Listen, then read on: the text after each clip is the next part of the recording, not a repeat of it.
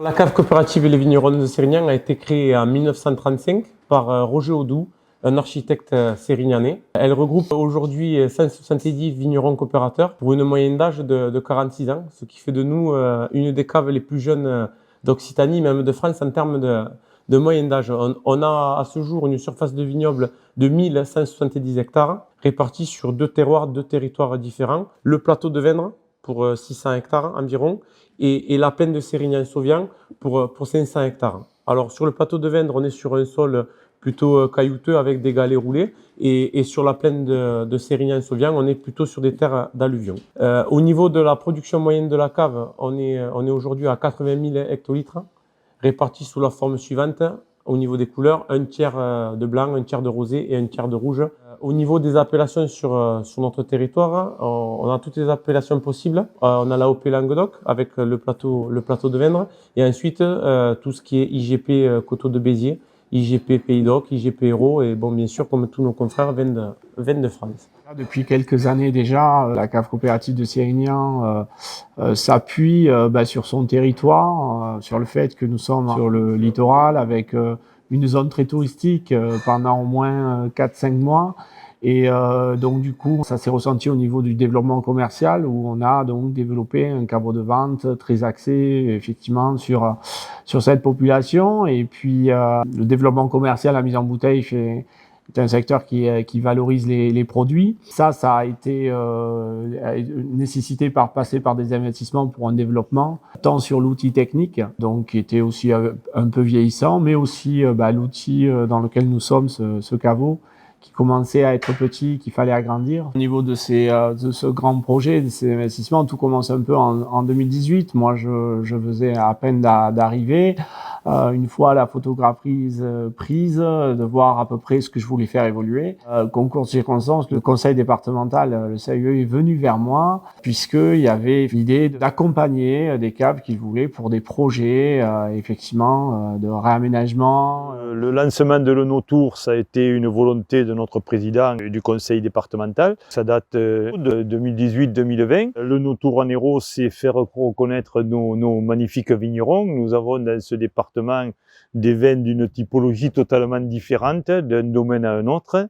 Donc l'Onotour nous permet de valoriser. Aujourd'hui, le touriste vient bien sûr sur la plage, mais a envie de découvrir aussi ce beau département de l'Hérault et ses magnifiques produits. Donc cette volonté, c'est d'ouvrir les caveaux, de faire venir les clients, de faire découvrir nos vignes, nos vins et notre territoire, parce que notre territoire héroltais est très riche en patrimoine.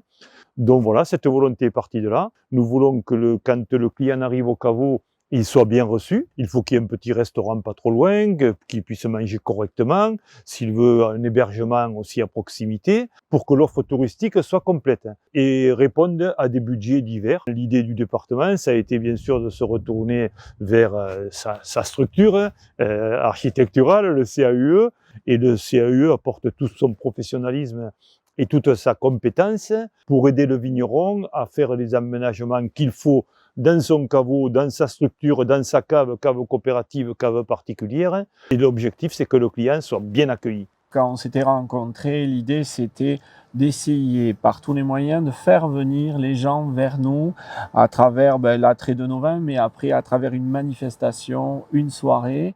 Et les idées initiales, ça a commencé un peu dans ma tête à germer sur l'outil technique. C'était plus flou sur le côté commercialisation de ce vieux caveau, de l'aménagement de l'aspect extérieur, l'accueil du public. Et donc du coup, j'ai commencé déjà à exprimer un peu ce qu'il y avait dans ma tête avec le savoir-faire du CAUE en face qui ont commencé à me donner des idées pour après pouvoir, avec d'autres professionnels, les mettre en place. Quand le CAUE est arrivé, il n'y avait pas encore en 2018 une volonté forte de modifier de façon aussi radicale le caveau de vente, comme ça a été fait par la suite. C'était dans un coin de la tête du directeur. Il y avait un caveau de vente qui était plus en adéquation avec le besoin de la cave. Il y avait une pénurie de bureaux, il y avait une image aussi extérieure qui était plus trop soignée. On avait un bardage fané. Et puis, il y avait à côté cette cave coopérative, ce monument, qui, Tout à fait. même au sein du quartier, avait un rôle important. à C'est fait. une cave qui est un repère urbain, et un bâtiment imposant. Et tout de suite, il nous a paru intéressant cette relation, cette proximité entre ces deux bâtiments. Bâtiment de production, le bâtiment ancien, le chai ancien, et le bâtiment affecté à la vente, qui était plus contemporain et qui nécessitait un réaménagement. Et cette proximité était intéressante parce que lorsqu'on est un client du caveau et qu'on vient acheter du vin, et qu'on s'égare devant l'ancienne cave coopérative, on la voit, cette cave coopérative, c'est là qu'on fabrique le vin qu'on va acheter, c'est là où on voit tout le travail qui se déroule autour de la cave. C'est quelque chose qui est là depuis 1935, donc ça fait longtemps, et c'est un gage de qualité, tout ça. Donc on va acheter de façon plus consciente Tout à fait. ce vin dans le caveau de entre vente. le moderne et l'ancien, et c'était aussi une volonté. Ça, c'est un peu vous qui m'avez mis en avant tous ces éléments-là, et qui, entre 2018 et 2020, les premiers actes du projet, est arrivé à maturation. Et voilà. Donc l'ambition était un élément important qui a défini le projet de ces dernières années. Et c'est vrai que ça a été bâti dans certaines aussi préconisations qui avaient été posées, Voilà. un certain regard qui avait été posé, de donner une écriture architecturale un peu plus poussée, plus contemporaine et plus poussée à ce bâtiment-là, d'agrandir la terrasse d'entrée, d'en faire une sorte Tout à de fait. parvis où pouvoir positionner justement une dégustation extérieure. Et puis, il y avait, c'est vrai, dans le conseil qu'on avait apporté, la valorisation de tous ces espaces à l'arrière de la cave coopérative, des espaces importants, un espace occupé par des anciennes cuves qui étaient désaffectées et qui étaient le vestige d'une activité viticole importante d'une époque, tout à fait, ouais. avec des cuves plutôt majestueuses, et une autre partie donc à l'arrière plutôt enherbé, arboré, ce qu'on avait défini à l'époque le jardin de la cave coopérative, Oui. et qui était un lieu plein d'atouts aussi, et où il y avait une prémisse de projet intéressante. Mais les résultats de l'échange qu'on avait eu lors de notre visite en 2018 a été traduit sous forme de schéma d'intention, où le CIE avait ciblé certaines recommandations et conseils. Là, on peut voir que effectivement, l'aménagement du parking, on a mis des armes un peu peut-être plus espacées, de par le projet technique un peu plus avancé, pour effectivement faire ce lieu ici qui accueille donc les touristes, et de profiter de cet espace dans le projet, effectivement, pour faire notre caveau de vente. Concernant l'arrière, effectivement, la vigne pédagogique a plus été effectivement dans cet espace,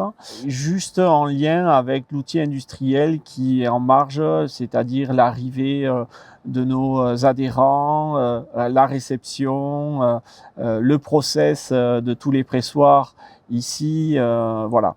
Donc ça, c'est le côté technique qu'on avait effectivement moins évoqué, puisque très technique, mais surtout ici, bien de l'aménagement sur le devant de l'avenue, et surtout la zone avec les architectes qui ont conduit le projet, de l'espace pour faire effectivement des manifestations, de l'arborescence, voilà, et un accueil, comme on disait tout à l'heure, plus chaleureux. Aujourd'hui, 2025, on est sur une manifestation qui prend tout l'espace du parking. En été, on arrive à des plafonds à 1500 personnes sur le parking, et voilà, avec un côté festif. Il y a eu aujourd'hui un travail intéressant aussi artistique sur les anciennes cuves. Oui. À l'époque du conseil, on avait ciblé 2 anciennes cuves qui étaient très hautes et qui pouvaient avoir ce rôle de cuve panoramique.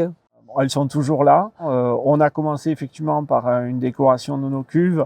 Il y a cette histoire de montrer à gens le panoramique, puisqu'en haut de ces cuves, il se trouve qu'on voit la mer, l'essentiel de notre vignoble. Donc ça aussi, c'était intéressant. C'est un artiste guillaumite d'origine du sud-ouest qui donc s'appuie sur des dessins d'enfants. Et donc on a travaillé avec l'école de Sérignan, dans lequel il est passé 2 journées avec les enfants pour faire des dessins. Il s'est inspiré de cette foule de dessins qu'il avait pour faire ce que nous avons derrière moi, c'est-à-dire les 4 saisons de la vigne, avec des étapes bien spécifiques, la taille l'hiver, les récoltes en septembre, enfin, etc.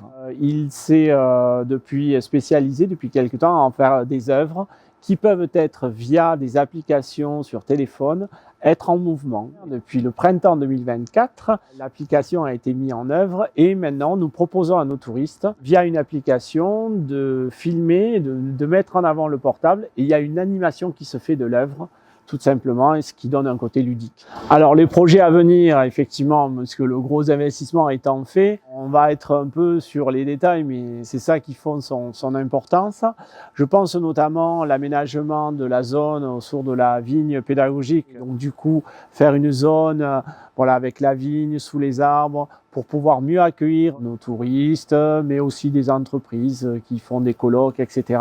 Et puis après, des aménagements bien sûr plus techniques. Il nous reste encore une partie sur l'avenue des grilles, puis aussi un peu d'arborer tout ça et de mettre quelques objets pour faire le lien dans la visite entre la vieille cave et la nouvelle. Et puis après, des aménagements plus techniques au sein de la vieille cave qui a été un peu délaissée.